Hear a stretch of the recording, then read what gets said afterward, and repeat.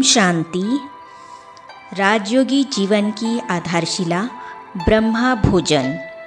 इस पुस्तक में आज हम पढ़ेंगे ब्रह्मा भोजन बनाना बड़े से बड़ा योग है। इस विषय पर ब्रह्मा कुमारी वेदांती दीदी अफ्रीका अपने अनुभव इस प्रकार सुनाती है।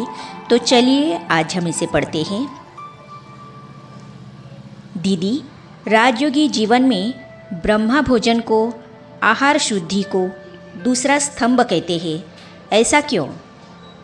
दीदी ने उत्तर दिया, ज्ञान मार्ग में मुख्य 4 विषय हैं: ज्ञान, योग, धारणा और सेवा। ज्ञान भगवान हमें खुद दे रहा है, योग भी वह सिखा रहा है और सेवा करने के लिए भी वो कह रहा है। परंतु हम इन तीनों बातों में पक्के तब बन सकते हैं जब हमारी धारणा का विषय पक्का हो। धारणा में कई बातें आती है। सुबह से रात तक हमारा उठना बैठना, चलना फिरना, खाना पीना, हमारी दिनचर्या, हमारा अमृत वेला, हमारी मुरली क्लास सब आता है। पर इन सब बातों को मजबूत करने का मुख्य आधार है अन्न, क्योंकि हम जैसा खाना खाएंगे वैसे विचार आएंगे, जैसे विचार आएंगे वैसे हम कर्म करेंगे, जैसे हम कर्म करेंगे वैसे परिणाम आएंगे। इसलिए बाबा हमेशा कहते हैं, इसको ब्रह्मा भोजन समझो, खाली खाना नहीं समझो। पेट भरने के लिए खाते हैं या नहीं सोचो। सोचो कि भगवान का दिया हुआ भोजन भगवान की सेवा के लिए, शरीर चलाने के लिए खाते हैं। प्यार से खाओ। मैंने देखा है कई लोग 3 मिनट में भोजन पूरा कर देते हैं। मैं तो बचपन से ही यह मानती हूँ, खाना बड़ी शांति से, भगवान की याद में प्यार से खाना चाहिए। जो खाना बनाना है वो भी उनकी याद में बनाना चाहिए। जो पदार्थ हम खरीद कर लाते हैं वे भी बाबा की याद में लाने चाहिए। जब हम सफाई करके किचन के डिब्बे में भरते हैं ना, तब भी हमें यह सोचना चाहिए कि ये भगवान का किचन है, ये भगवान का स्टोर है। तब भी प्यार से, स्वच्छता से सब रखना चाहिए। ऐसे नहीं बोतलें खुली हो, राशन पूरा ना हो जाए। बहुत व्यवस्थित रखना चाहिए। स्टोर भी कोई देखे तो लगे कि कितना सुंदर है। वह प्रकंपन भी असर करता है। जब हम खाना बनाने के लिए बोतलों में से निकालते हैं ना, तो मैं कहती हूँ, बाबा आज क्या खाएंगी? कुछ घड़ियाँ वहाँ बिताती हूँ।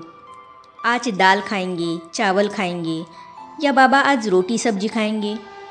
आप क्या खाएंगी? तो मैं वहाँ वातावरण बनाती हूँ। हम 8 भाई बहनें थे। हमारे माँ बाप ने सिखाया था कि कुछ भी खाना है तो पहले भगवान के पास रखो, भगवान को याद करो। भगवान ने दिया है, ऐसा याद करके फिर खाओ तो उसमें शक्ति भरेगी। हम उसको प्रसाद कहते थे। हमने देखा क्लास में पूरी पढ़ाई तक मैंने कभी दूसरा नंबर नहीं लिया, पहला नंबर ही मिला। मुझे यह विश्वास बैठ गया कि भगवान को प्रसाद चढ़ा के जब मैं खाती हूँ तो वह मुझे पावर देता है। मैंने प्रैक्टिकल अनुभव किया। अंधश्रद्धा नहीं है, विश्वास है।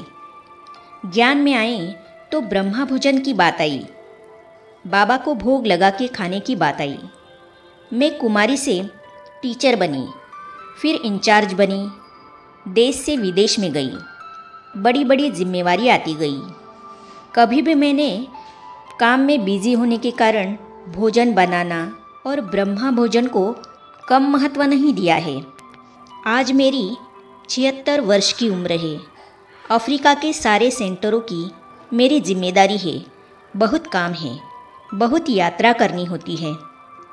चाहे नैरोबी में हूँ, चाहे और किसी सेंटर पर हूँ, चाहे दुनिया के किसी भी सेंटर पर हूँ, मेरा यह लक्ष्य रहता है कि मुझे किचन में ज़रूर जाना है। बाबा का किचन है। जो भी बहनें कुछ बनाती हैं उनके साथ लग जाती हूँ। कहती हूँ, मैं आप सबको बना के खिलाती हूँ। मैं सुबह को अमृत वेले के बाद जल्दी जल्दी स्नान करके किचन में जाती हूँ। बाबा के लिए कुछ बनाना है ऐसे खुशी से बनाती हूँ। प्यार से सबको कहती हूँ, मैंने बड़े प्यार से बनाया है। आओ आओ, सभी बाबा की याद में प्यार से खाओ। ऐसे मुझे बहुत खुशी होती है। ऐसे नहीं, जब बाबा का भोग लगता है तभी बाबा को स्वीकार कराया, नहीं, जब से भोजन का पदार्थ लिया, किचन में खड़े होकर बनाया, तब से बाबा हमारे साथ है। बाबा, हम आपके लिए बना रहे हैं, आपके बच्चों के लिए बना रहे हैं। मुझे अच्छा नहीं लगता है कि खाना बन रहा है और जाकर मोबाइल पकड़कर बैठ जाऊँ या कहीं चली जाऊँ। मैं उधर ही खड़ी रहती हूँ। क्यों? बाबा की याद रहे और भोजन को वह वाइब्रेशन मिलता रहे। दूसरा, कोई चीज़ जल न जाए, बर्तन से बाहर निकल न जाए या टेस्ट में कुछ फ़र्क ना आ जाए। मैं ये समझती हूँ, भोजन बनाना बहुत बड़े से बड़ा योग है, बहुत बड़े से बड़ा प्यार है। जब भोजन बन जाता है तो मैं हमेशा कहती हूँ कि देखो, बाबा को बड़े प्यार से भोग लगाओ। बाबा को बोलो, ये लाए हैं। फिर जब भोग लगा के आते हैं तो मैं पूछती हूँ, बाबा ने क्या कहा? तो मैं जैसे उनके माइंड को एक्टिवेट करती हूँ। पता है, आज पूछेगी बहन कि बाबा ने क्या कहा, तो वे उस ढंग से भोग लगाने जाते हैं। एक बार एक सेंटर के लिए मकान ढूंढ रही थी। रोज़ बाबा को लगा हुआ थोड़ा सा भोग खाकर निकलती थी। सारा दिन घूमती थी, नहीं मिलता था। मन में आता था, ये भोग है ना, यही अच्छा काम कराएगा। भले ही एक सप्ताह लगा, परंतु बहुत अच्छा स्थान मिल गया। मैं यह नहीं कहती कि मैंने दौड़ा भागी की इसीलिए स्थान मिला। मैं बाबा का भोग खाकर जाती थी, इसीलिए मुझे अच्छा स्थान मिल गया। मैं किसी की सेवा के लिए जाती हूँ तो मैं बाबा को कहती हूँ, बाबा, मैं आपकी टोली खाकर जा रही हूँ, पावर लेके जा रही हूँ। बाबा, उस आत्मा को टच करना। मैं स्टूडेंट को भी प्रेरित करती हूँ कि देखो, आपका संबंधी चला गया है तो संबंधी की आत्मा के लिए भोग लगवाओ, ब्रह्मा भोजन कराओ, ताकि उस आत्मा को भी प्यार और शांति मिले। इस यज्ञ में बहुत सारे विषय हैं, बहुत सारी जिम्मेदारी है, परंतु मेरे लिए सबसे नंबर 1 ब्रह्मा भोजन है। बाबा का भोग बनाने से प्यार है।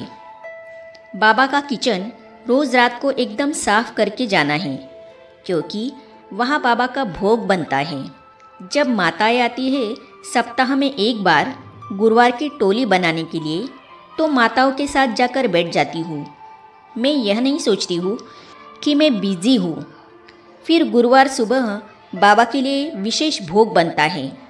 ज़्यादा बनाना होता है तो एक दिन पहले बना लेती हूँ, मिठाई, चिक्की वगैरह। बाबा के लिए सुबह थोड़ा बनता है। मुझे बाबा के भोजन की बहुत वैल्यू है। कभी नहीं लगता है कि ये तीखा है, टेस्ट अच्छा नहीं है। भगवान को भोग लगा तो बहुत प्यार से खाती हूँ। कोई खाने के लिए मुंह मोड़े, वह भी अच्छा नहीं लगता है। दीदी से प्रश्न पूछा, दीदी, शरीर को स्वस्थ रखने में भोजन की क्या भूमिका है? दीदी ने उत्तर में कहा, कई लोग सारा समय बीमारी की ही शिकायत करते रहते हैं, दवाइयाँ खाते हैं। यह भोजन बड़ी से बड़ी दवा है। बाबा की याद में खाओ, ध्यान से खाओ, एकाग्रता से खाओ। मैं तो यह कहती हूँ कि जितनी आत्मा की वैल्यू करते हैं, उतनी शरीर के एक एक अंग की वैल्यू करनी चाहिए। शरीर को इग्नोर नहीं करना चाहिए। शरीर को अच्छा रखने के लिए मैं एक्सरसाइज भी करती हूँ और शरीर को मैं टू मच स्ट्रेस भी नहीं देती हूँ। सोचती भी बहुत नहीं हूँ, थोड़ा सोचती हूँ, पावरफुल सोचती हूँ। थोड़ा काम करती हूँ, पावरफुल काम करती हूँ। हमारा योगी जीवन है जिसमें आत्मा और शरीर दोनों की वैल्यू है। आगे दीदी से प्रश्न पूछा, दीदी, आप संदेशी हैं। हम देखते हैं कि बाबा को एक ही समय पर बहुत सारे लोग भोग लगाते हैं, लेकिन सबका संदेश अलग अलग रहता है। मधुबन में भी एक ही बार में 3 संदेशिया भोग लेके जाती है। तीनों के संदेश अलग अलग होते हैं। तीनों एक समय में एक ही जगह से बाबा से मिले, फिर भी अलग संदेश कैसे होता है? दीदी ने जो उत्तर दिया, इसे हम पढ़ेंगे अगली कड़ी में। तो ये जानने और पढ़ने के लिए इस चैनल को सब्सक्राइब करने के साथ ही साइड में जो बेल आइकॉन है उसे भी क्लिक कीजिए, ताकि आने वाली सभी वीडियो और अब तक की सारी वीडियो आप तक पहुंचती रहेगी। ओम शांति।